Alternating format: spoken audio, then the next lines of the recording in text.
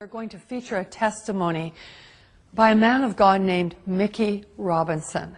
You're going to be absolutely amazed when you hear this story because he was in a plane crash that literally destroyed him. In fact, it killed him. And yet he's alive to tell the tale. Hold on to your seats right now and listen to this amazing, outstanding testimony of the goodness of God. I'd never met anybody who ever told me about anything personally knowing God or anything supernatural other than historically what I knew from stories from the Bible. Never met one person who told me they had a real relationship with Jesus. Never knew about the need to really come into a relationship with the Lord through Jesus. And I was busy getting it on. But you know, there's not enough excitement in the world to ever satisfy. You always got to have more. And I liked stuff that was edgy, you know, skiing, and I always liked aviation stuff. And so I started taking flying lessons. Then I thought it'd be more fun jumping out of airplanes. So I became a sport parachutist, and that really got me. I mean, I became obsessed with skydiving. It really consumed my life. My existence revolved around that 30 to 60 seconds in free fall and that 5-minute parachute ride. Then I had to do it again. It's like a drug, you know. It's It's almost good. like an addiction. Oh, totally. And then all of a sudden, one night, all that was going to change. Shortly after takeoff, I don't really recall much because I was kind of dozing off, sitting next to the pilot, or actually sitting on the floor next to the pilot where we moved the seats in this new aircraft. And I was awakened by a sound unfamiliar to me. It was the sound of the motor going completely silent. Uh-oh. And the pilot turned to me and he slapped me. He says, "That's it, we're going down." So we just pitched forward and we plummeted straight down at over 100 miles an hour. And what was seen out of the cockpit, and this was told to me, I don't recall this, but we were going straight to the ground and we're headed right towards a gigantic oak tree. We did hit that tree going, like I said, over 100 miles an hour, and my face stopped my body going 100 miles an hour. So then the airplane cartwheeled on its wings and slammed into the ground. If you see pictures of the aircraft, it doesn't look like anybody could survive this.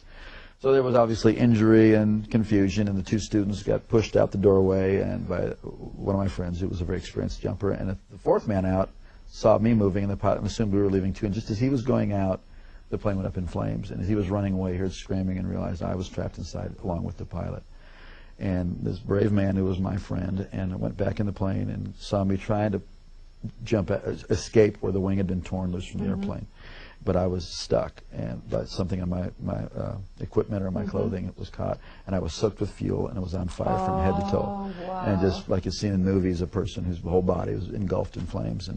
And this is where God did the first miracle. This man grabbed a hold of my parachute harness, and with his bare hands, tore that loose. It's 2,000 pounds tensile strength in each one of those straps. Wow. Pulled so hard he pulled his thumbs out of his sockets, dragged me away from the plane, and slapped the fire out. It kept reigniting, and then he tried to go back for the pilot, and he couldn't. He was burned alive. Well, they rushed me off to the hospital. Obviously, it was horrible, and they rushed me off to the hospital and saw that I had sustained very serious injuries. I had a brain injury. I had burns over a large portion of my body.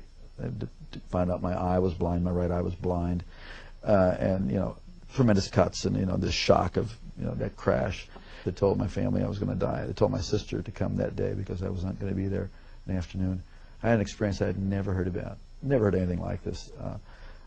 As I was laying there in that condition, just racked with pain and discomfort in every way possible, suddenly my inner man, the real me, my spirit, sat up out of my body, and I could feel my legs go through the springs of the bed. Wow. And my spirit came out of my body as if you would take a glove off your hand.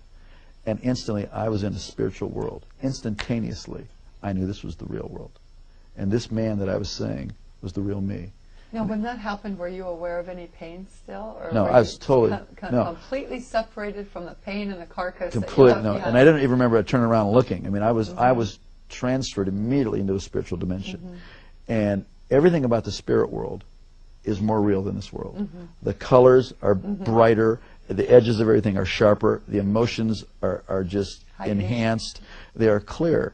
And instantaneously, the thing that really struck me the most was there was a complete absence of the awareness of time.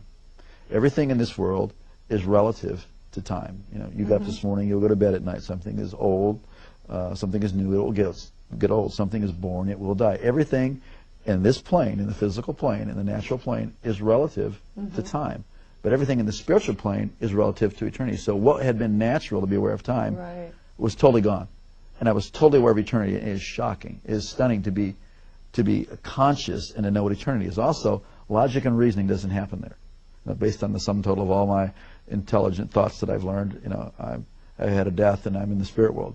It's like you just know that you know that you know. It's like having a revelation constantly, and it was incredible. And I knew I was traveling. I could feel that I was traveling. And as I looked ahead, there was this pure white light. It was whiter than the whitest snow and brighter than 10,000 suns. And yet I could look right at it, and it was compelling.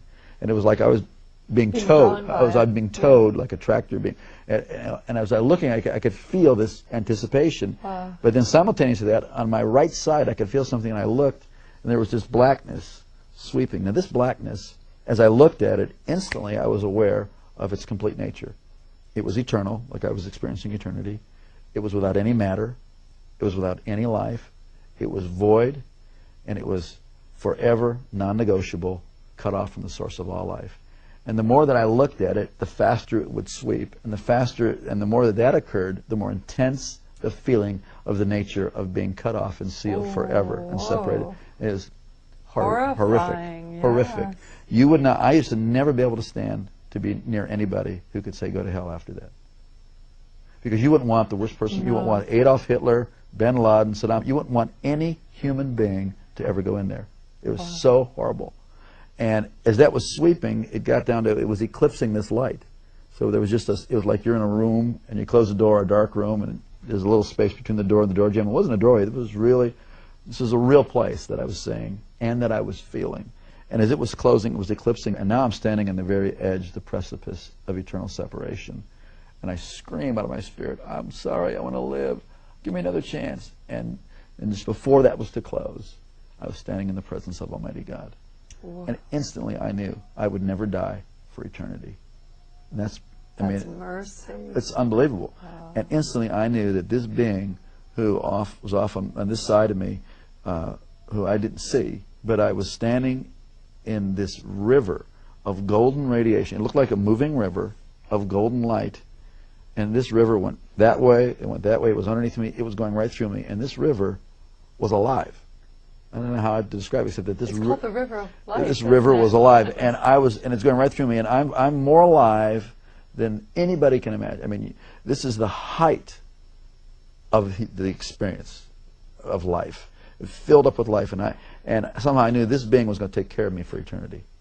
I didn't see the New Jerusalem, I didn't see any angels in heaven, I didn't see any people gone before me. This was the max. So I was so filled with just the love and all of God's majesty, all of His authority, all of His love, everything was just flowing through me. I was like vibrating like a tuning fork, the very essence of God's nature. But when God spoke to me, and not in a language like you and I are talking now, but the knowledge of His purpose, the word of His purpose, came in through that same light. And I was taken back to the same way I was like being reeled in like a kite, and I went down through space and time, this dimension.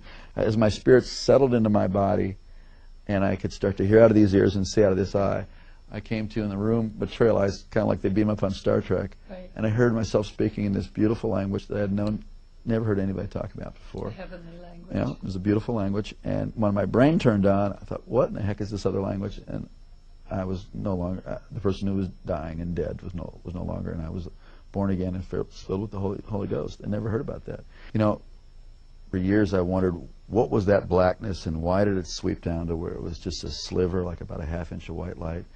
And years later, God revealed it to me. It was really a historical record of my life. That for all the years that I had lived, I was in darkness. And God gave me a space to cry out to Him. And in that space, it changed my future, my destiny, my whole purpose. God loved me the whole time. God was with me. But, you know, please, don't wait until you're that desperate. We're desperate right now, and He's with you, and you have a chance today to cry out to God. It's not complicated. It's not religious. I mean, certainly my prayer wasn't all that complicated, and it wasn't about religion. It was about I needed life, and there is no one of us before God that doesn't need the whole life that He has to offer. It's usually fear that keeps us from doing that. Or like we're afraid, well, I'm not good enough. That's the whole deal. We need God.